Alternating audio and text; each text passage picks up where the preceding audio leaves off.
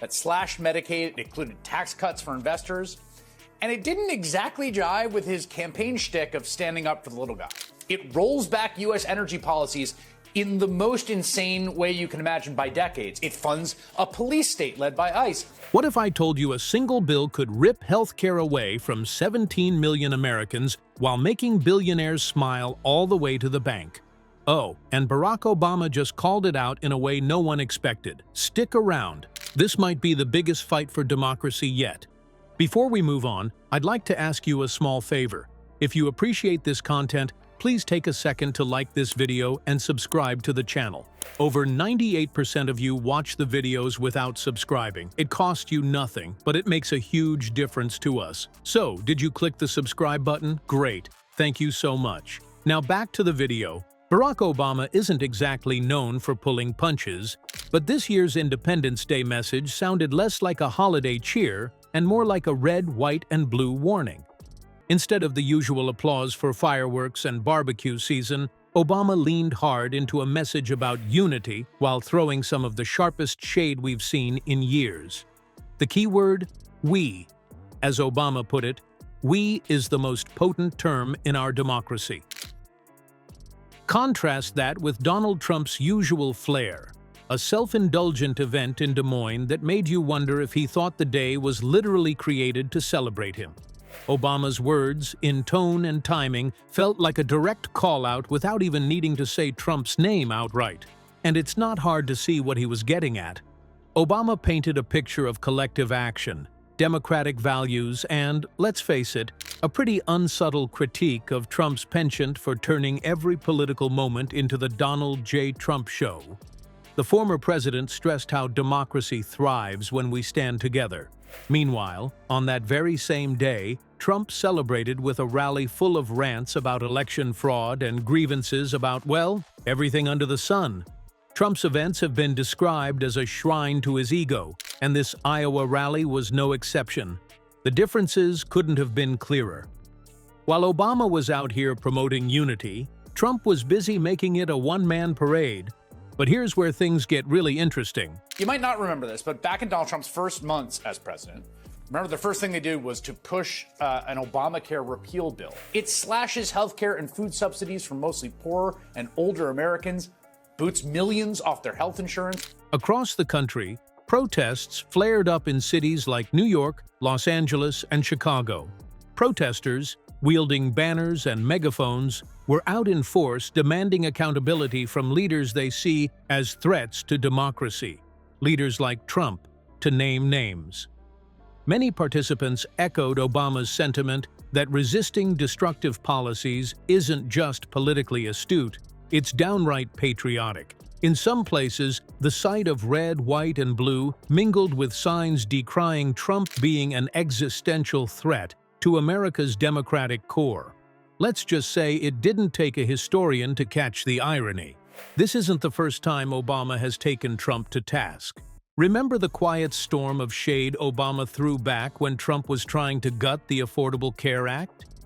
That slashed Medicaid, it included tax cuts for investors, and it didn't exactly jive with his campaign shtick of standing up for the little guy.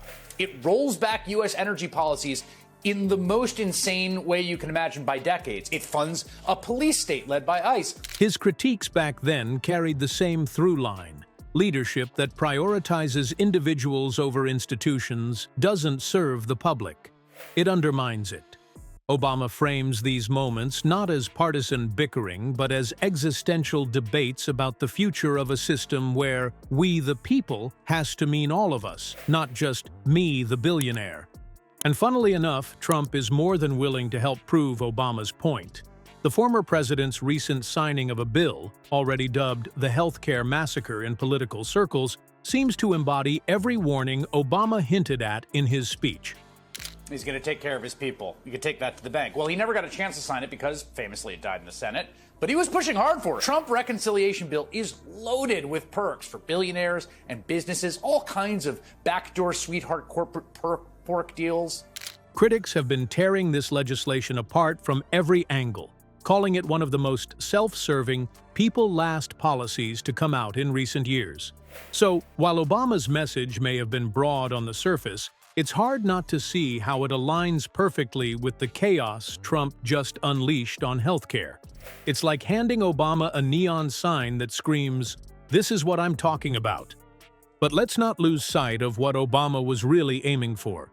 His speech wasn't just another well-crafted lecture. It was a rallying cry.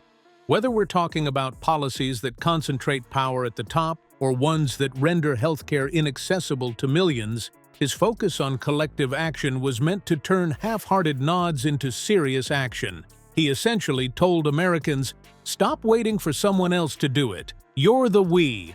Oh, and the kicker? That bill Trump's pushing? It's already being trashed as one of the most hated laws in recent history. And yes, we're going to get into that next because once you hear the details, you'll fully understand why Obama made this speech when he did. Everyone's about to see how damaging the me over we mentality can get when it's codified into law. But for now, let's just say Obama wasn't just rambling about ideals. He was sounding the alarm. How do you pass a bill so unpopular that even people who don't follow politics hate it?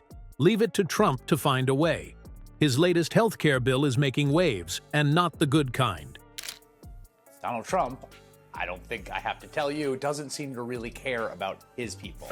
Just like he pushed successfully for this tax cuts for billionaires and corporations that he did sign into law last time he was president. Experts are already calling it a disaster. Imagine something worse than bailing out banks during the 2008 financial crisis. And you're in the ballpark. It's baffling, really. But here we are. This bill could strip 17 million Americans of their healthcare coverage, drive costs through the roof for small businesses, and gut critical programs like SNAP and WIC, which help low-income families stay above water. A lot of things aren't consistent, but these are going to be negotiated. We will take care of our people, or I'm not signing it. So-called or self-identified moderates who are worried that their voters in swing districts will punish them for a crappy bill. So, who actually benefits from all this? You guessed it, billionaires. Because apparently, they need another tax break the way fish need bicycles. The design of this bill is where things take a turn from bad to conniving. Critics have been quick to call out what they see as its intentional cruelty. It's not just about who loses coverage, it's about how it makes that happen.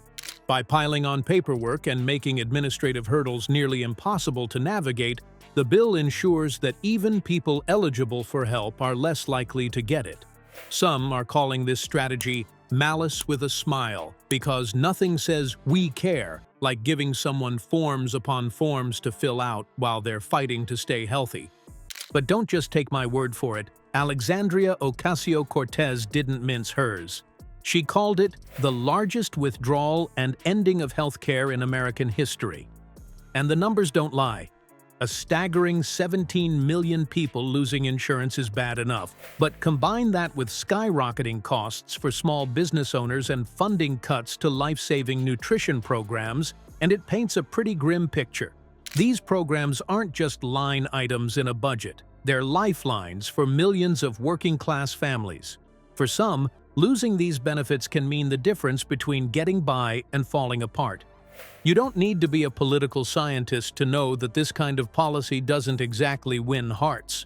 But just to put things in perspective, let's talk about how this bill stacks up against past failures. Remember Trump's attempt to repeal Obamacare in 2017? That went about as well as a piñata at a WASP convention.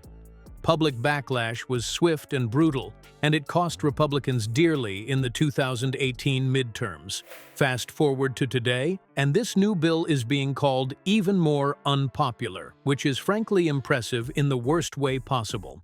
According to political scientists, it's the second most hated piece of legislation in the past 3 decades. If the repeal attempt was a political dumpster fire, this one's shaping up to be the Hindenburg. But unpopularity aside, you've got to wonder, why now? Well, some Republican lawmakers seem to have a plan. They've baked a delay into the bill's implementation, timing the worst effects to hit after the midterms, just so they can dodge voter blowback. It's a cynical move, but not exactly surprising. Even Senator Josh Hawley, a frequent Trump defender, has been downplaying the bill's consequences, brushing off concerns as overblown. It's the political equivalent of slapping a Band-Aid on a gaping wound and calling it first aid. The cuts to Medicaid are where things really start to feel deliberate. We're talking nearly $1 trillion, slashed, not for efficiency, not for sustainability, but to pay for tax breaks. That's right. While 17 million people are gearing up to lose their health care, billionaires are setting the table for another round of champagne toasts. The math here isn't complicated. Less care for ordinary Americans, more cash for the ultra-wealthy. It's wealth redistribution in reverse, and the only group celebrating is the one that doesn't need to worry about medical bills in the first place. At its core, this bill crashes headfirst into Obama's Independence Day message about democracy and collective action. Trump's approach seems to scream, "every man for himself," a far cry from the unity and shared responsibility Obama talked about.